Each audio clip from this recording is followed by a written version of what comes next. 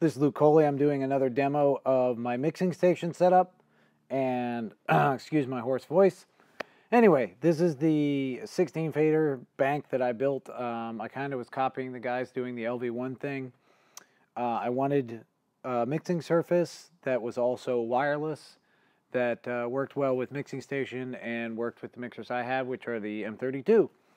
So I took two BCF 2000s that I had laying around from an old project, and I connected them via the USB on the go connector.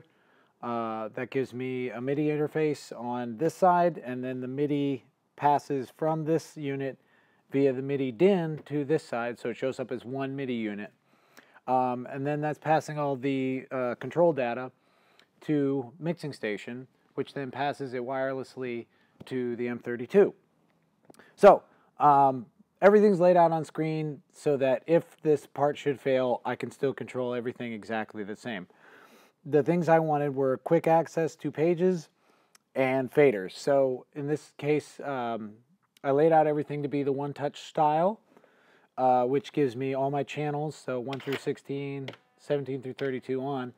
And each one of those above the channel, I can see the polarity, the gate, the compressor, and the EQ all at once, and I can get to all of them within one touch. So if I want to go to the gate on channel 8, I touch gate, channel 8, there it is.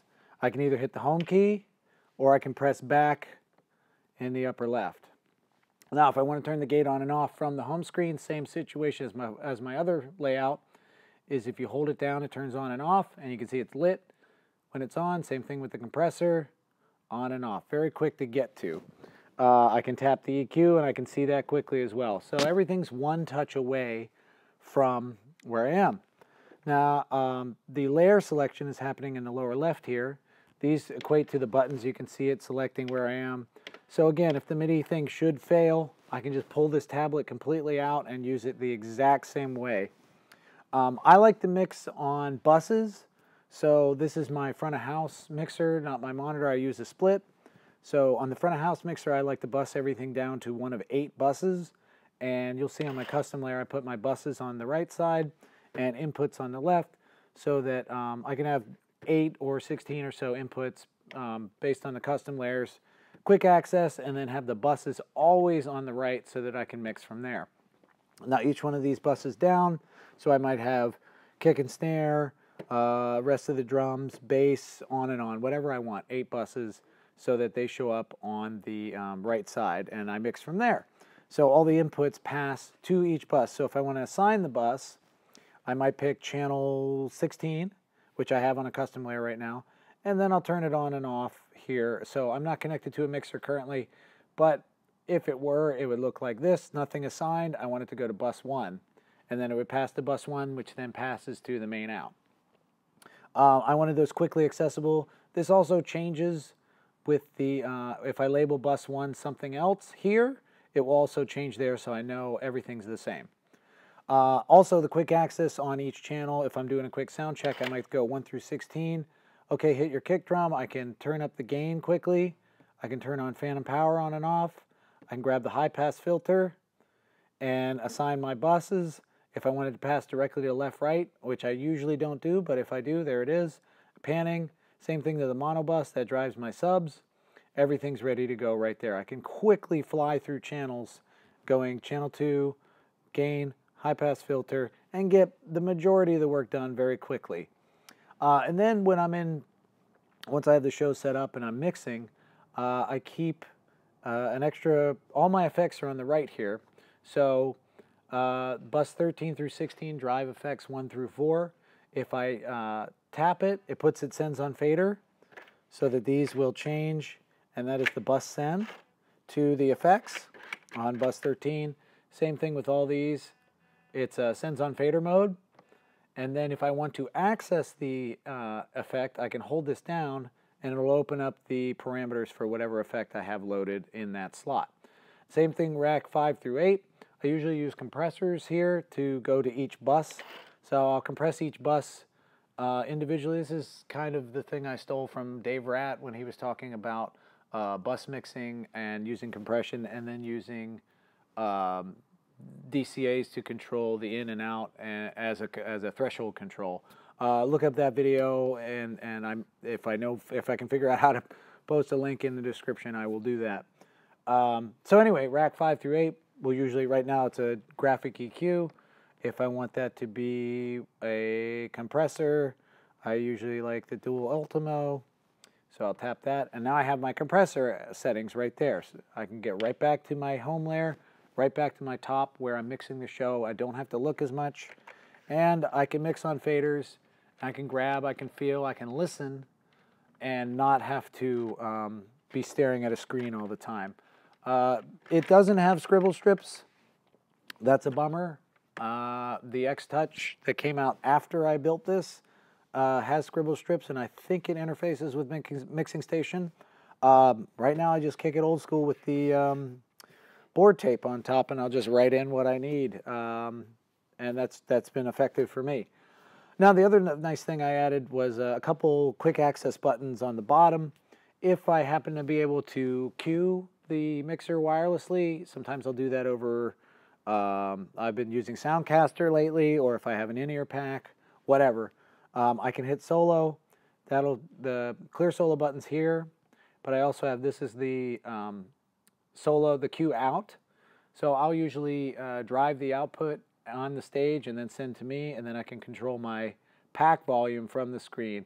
Again, never leaving this area to mix the show. I also have a TalkBack A and B. These are non-latching, so I can have a wireless mic on me, talk down that, talk to musicians, maybe I want to talk somewhere else. I have them both here, and that's the A and B that's built into the console, the TalkBack A and B. I also use Bus 16 for delay effects, but I don't like it on all the time. So I have a tap tempo right here in the console. I don't like it flashing on the screen because that draws my attention away. But having it down here is very easy. And then I use this button for delay on, and that will turn Bus 16 on the selected channel on and off. So, and this right here on the left is the level send. So if I select, again, channel 16, I turn my level up to Unity or so. And you can see this by going into the sends view. You can see Bus 16's all the way up, and that's right here. And if I tap delay on, it defaults back to delay off whenever I let go. So this is a momentary switch. So if I might catch it on the end of a phrase, or anytime I want to add the delay effect, I'll hold it down. It stays on. It goes through the delay. When I let go, it stops sending to the delay. This way I can set all my levels pretty equally and just hit individual things on and off. Now, if I want multiple channels in that delay, sure, just turn them all up, but that doesn't exactly work on the individual channels because this is an individual channel basis, what's on and off. So right now it's off on that one, but on here. I don't really run into too many issues, but if need be, I could assign this to a mute group. Sometimes I'll do that where mute 6 will mute the vocal effects, and mute 5 might be the other instrument effects. So I can just grab those two real quick right here. And then 1 through 4 up top, those are my input mutes. So I like to keep those a little out of the way of where my hands might be moving. And that's pretty much the entire setup. It's very quick. It's very easy. Everything's on the top layer. Everything's one touch away, which is a big deal to me. I don't like having to drill down into menus. I mixed on the X32 Mix app for a long time on iPad before Mixing Station was around, and this really changed everything to give you a full control over the desk however you want it. So if you want to change the layout, you can do that. And this for me has been the most efficient and easiest to use layout that I've found for the types of jobs I'm doing, which is usually mixing bands and things like that. You can use this on any situation, but this is kind of geared towards my setup. If I were just doing a simple plug in a few mics and go, I might just work from the first 16 channels. The auto mixer is on the first 8, so I might do my panel on here, maybe a few playback channels, and I can see all my inputs quickly, and it's all right there. And then the other nice thing, I don't have it on right now, I don't have the battery pack, but I have a battery pack that has an AC outlet for charging laptops. These BCF 2000s only draw about 10 watts per unit, and that's if they're really moving. If they're just sitting idle, they really don't draw that much. So I can leave it all battery powered, and this entire unit is wireless. Assuming I've charged up this guy, I can plug it in here in the back into the battery pack, or if I have AC nearby, I'll just plug it in AC like I did today. But the nice thing is if I need to roll this out of the way, I just can. It can go away, and when it's time to mix the show, out it comes. This is a great thing for wedding bands, or bands that need to set up quickly, or just don't have any front of house room but want a full-size console feel. I think this is the way to go. So this is the the 16 fader thing I built for Mixing Station, and that's how I use it. What else is there to say? All right, thanks for watching. I appreciate it.